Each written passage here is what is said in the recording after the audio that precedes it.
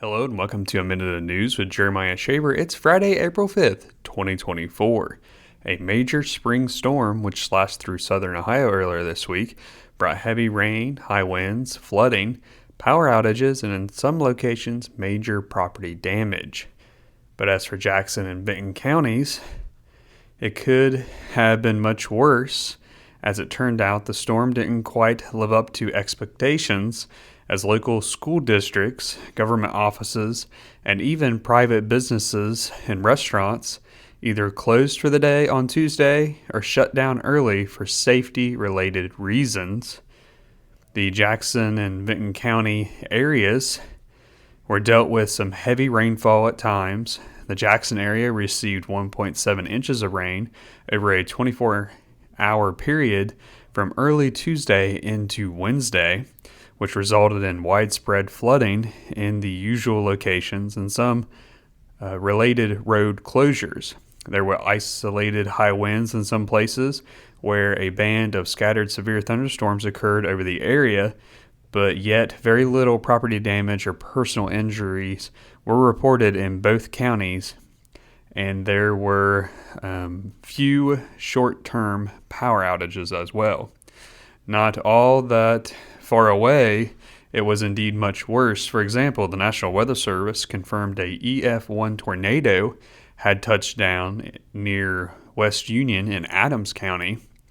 Also in Lawrence County, the Ironton and Proctorville areas got hit particularly hard with fallen trees on houses, some flooding, and thousands of power outages. The National Weather Service there determined those storms were microbursts, not tornadoes.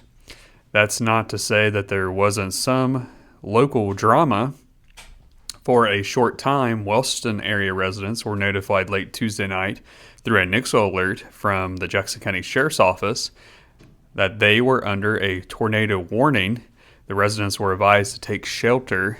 A tornado warning means a tornado has touched down or a funnel cloud has been spotted in the area.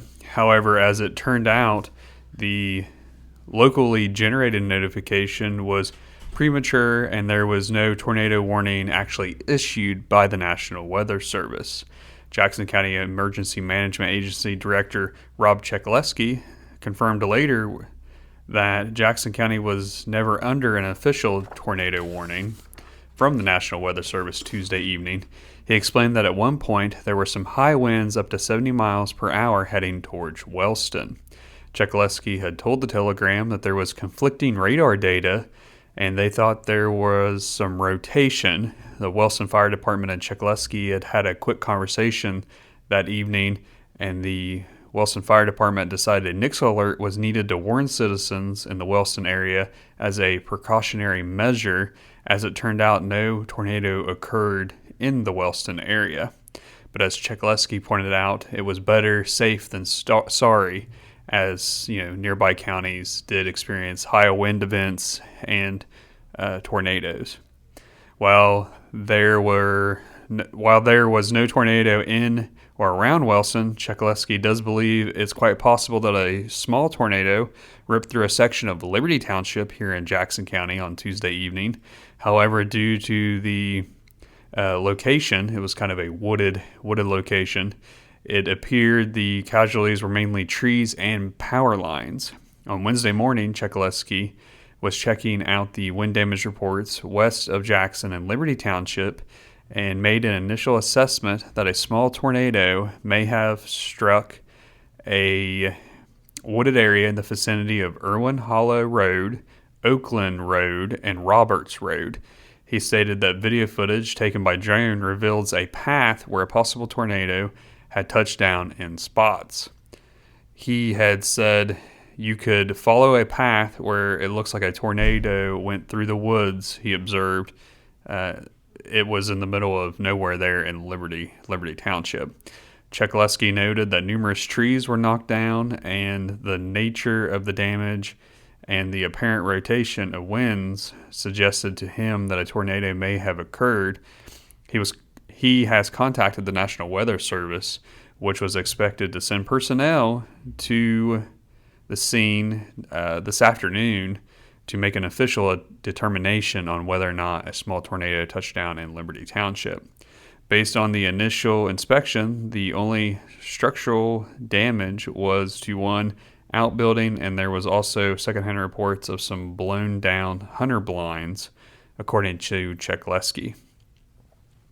However, there were a few reports of local power outages reported Wednesday morning. AEP Ohio reported only 5 outages in Jackson County and Benton County, while Buckeye Rural Electric reported 12 outages in Jackson and only 3 in Benton County. On the back end of the storm, the Bloomfield Fire Department was called Wednesday morning to rescue the occupants of a car stranded in floodwaters. The rescue operation was handled successfully, with the victims escaping without harm or injury. Emergency personnel were called at 9:42 a.m. on Wednesday to rescue several occupants who were stuck on top of a small car in floodwaters on CH&D Road near the Evans Road intersection in Bloomfield Township, north of Oak Hill. Personnel from the Bloomfield Township Volunteer Fire Department, the Jackson County Sheriff's Office, and the Jackson County EMS were all on scene, as well as Jackson County Wildlife Officer Ted Witham. Firefighters were able to walk through the floodwaters to the stalled car and escort the 5 occupants to safety. The older occupants were able to walk through the floodwaters while a firefighter carried a small child. The water was less than knee-deep in the area where the car had stalled. There was widespread flooding reported in Benton County Wednesday morning, with parts of U.S. Route 50 and State Routes 349, 160, 56, and 328 all closed early Wednesday, according to information posted by the Ohio Department of Transportation. Numerous smaller county and township roads in both Jackson and Benton counties also experienced some flooding early Wednesday. Benton County Emergency Management Agency Director Bill Thott urged motorists to proceed with caution on local highways and roads and to watch out for flooding as well as debris on the secondary roads. However, he was not aware of any storm-related damage in the county due to high winds. In other news, if you were traveling in downtown Jackson on Monday afternoon, April 1st, you might have noticed some work happening to the James A. Rhodes Monument next to the Jackson County Courthouse. Almost a decade ago now, the monument and statue of the late Ohio Governor James A. Rhodes, who was born in Colton, was constructed and later dedicated on May 2nd, 2013, near the courthouse. Members of the Jackson County Historical Society were the leads of the project and took several years from beginning to end to complete the project.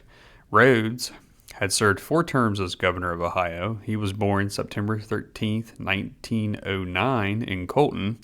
The house known as the Rhodes birthplace is still located at 38 2nd Street in Colton. Rhodes passed away on March 4th, 2001. Jackson County Commissioner Donnie Willis told the Telegram that they are taking down the plaques at the monument because lime and salt from the block is consuming the bolts that hold them in place. He noted that the plaques must have never been sealed correctly when they were originally installed. Willis further explained that it is the Commission's intent to move the monument and statue to the opposite side of the courthouse. He is hopeful that they will receive some funds from the capital budget for that potential project. He noted that all that is being done now is removal of the plaques because they were falling off and had looked awful as a result. He mentioned the commission has been working on grants for 2 years now, trying to get money for that project. Willis also mentioned the possibility of some remediation funds that would allow work in the basement of the courthouse. Then the capital budget funds, if the county would happen to receive them, would allow for work outside the courthouse, such as the relocation of the Rhodes Monument and statue and work to the nearby fountain. He noted that the money has passed through the House but not the Senate, and the projects hinge on the funding. The 2024 Jackson County Fair Queen Contest will be held on Saturday, April 6th at Parks Edge Event Center in Jackson. The Little Mr. and Little Miss contest will start at 4 p.m. The individual contest for grades 3 to 8 will start at 5 p.m. and grades 9 to 10 and older Queens contest will begin at 6:30 p.m. Everyone is welcome to attend this contest. There will be a donation of $5 asked at the door, but children 5 and under enter for free. Winners will be announced the day of the contest, but the official crowning ceremony will take place at the Jackson County Fairgrounds on Sunday, July 14th in the Jackson County Fair Show Arena. I'm Jeremiah Shaver, and this local news update was brought to you by The Telegram, serving Jackson and Benton counties. More news can be found online at thetelegramnews.com. Be sure to pick up The Telegram at your local newsstands. The newspaper is published on Wednesdays and Saturdays.